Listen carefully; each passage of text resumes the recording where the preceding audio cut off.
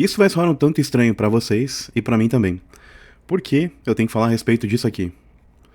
Isso aqui tem afastado a gente de uma espiritualidade. Como eu falo no canal, a temática dele principal é terapia, querendo ou não, filosofia e também aproximar todos nós de espiritualidade. E ela de maneira livre, sem as amarras da religião. E o que eu tenho observado é, de fato, é contraditório porque vocês estão clicando em um vídeo justamente para buscar algo aproximado ao que seria antítese disto. E agora eu lembrei também da minha luz aqui, vou clicar nela e voilá. Beleza. Temos as coisas acontecendo ao natural aqui. Mas o que eu tenho que observar vocês já prestaram atenção sobre a velha guarda, ou seja, as gerações anteriores à nossa e o comportamento. Então, o que nós podemos ver? Muitos dos que estão aqui há mais tempo do que a gente, para colocar eles numa caixinha realista e sem desfazer dos seus feitos. Muitos deles dizem que as gerações posteriores, e eu estou falando de pessoas que giram ali ao entorno de 50 mais, 55 mais. Eles dizem que as gerações posteriores estão perdidas, que ninguém mais quer trabalhar, que ninguém mais quer, enfim, uma série de coisas, né? Que as pessoas perderam o interesse. E, de fato, uma boa parcela perdeu o interesse pelas atividades. Inclusive, é um ponto que eu tenho que tocar aqui quanto a isso, porque mesmo eu tentando ser alguém mais espiritualizado, nós não podemos deixar de lado as barreiras do mundo. O mundo que os cristãos chamam de secular e as coisas que eles consideram mundanas. Mas assim, para que a gente faça mais seres humanos, todo mundo tem que praticar o coito. Vou falar dessa maneira, né? E inclusive os jovens de hoje perderam o interesse por isso. Basta a gente analisar aí, fazendo uma triagem, perguntando para jovens de 25 ou menos o quanto eles praticaram durante a vida. E eles serão super sinceros em dizer, olha, tantas vezes, e provavelmente é muito menos do que as gerações antes deles. E só por isso a gente analisa uma série de coisas.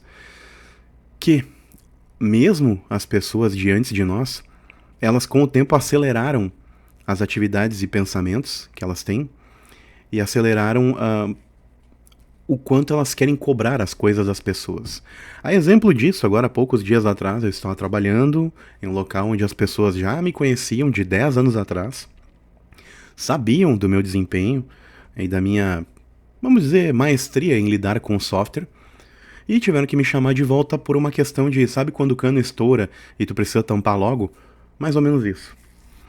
E mesmo assim, mesmo conhecendo o meu desempenho e tudo, por uma questão imediatista entre uma má estratégia, a falta de grana, eu fui, vamos dizer assim, eu fui preterido, vamos colocar dessa maneira, em detrimento de uma avaliação tosca. E aí eu olhei e realmente, foi ali foi as coisas que proporcionaram, né, e que levaram a pessoa a tomar essa atitude foi extremo imediatismo e falta de planejamento. E por que será que essa pessoa, mesmo ao alto dos seus 60 e poucos anos, ela tem esse tipo de raciocínio? É extremamente imediatista, e a gente vê isso em pessoas com menos de 30 anos hoje. Uma coisa chamada eletrônicos.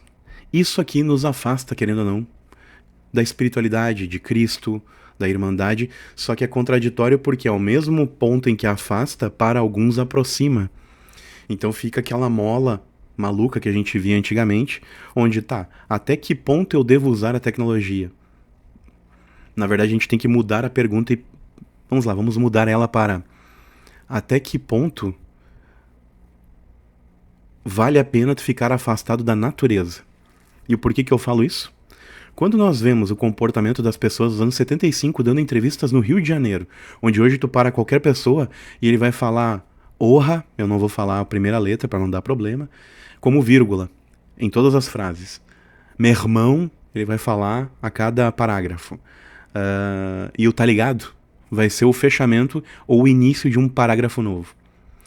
E se a gente for ver entrevistas de 75, então a gente tá falando em um hiato de 50 anos aproximadamente, as entrevistas de qualquer pessoa em qualquer parte do Brasil, eu não estou falando especificamente do Rio de Janeiro. Porque aqui na minha região, que é o Sul, também acontece isso, de ter muita gíria, muitas palavras que são ditas de maneira já distorcida, inclusive.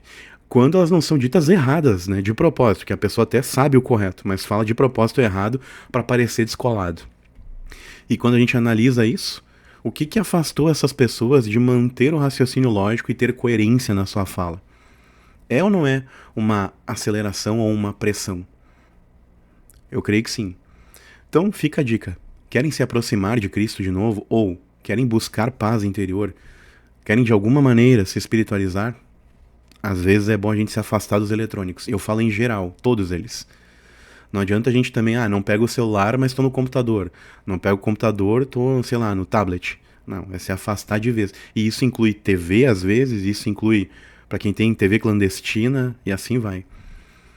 Às vezes é bom realmente parar, colocar o pé na grama, no mato, no saibro, no solo, ou sei lá, às vezes caminhar de pé no chão, às vezes em casa, por mais que tu more no segundo piso ou no segundo andar, às vezes é melhor porque, querendo ou não, tu ainda tá buscando algum tipo de aterramento, tu tá buscando algum tipo de conexão.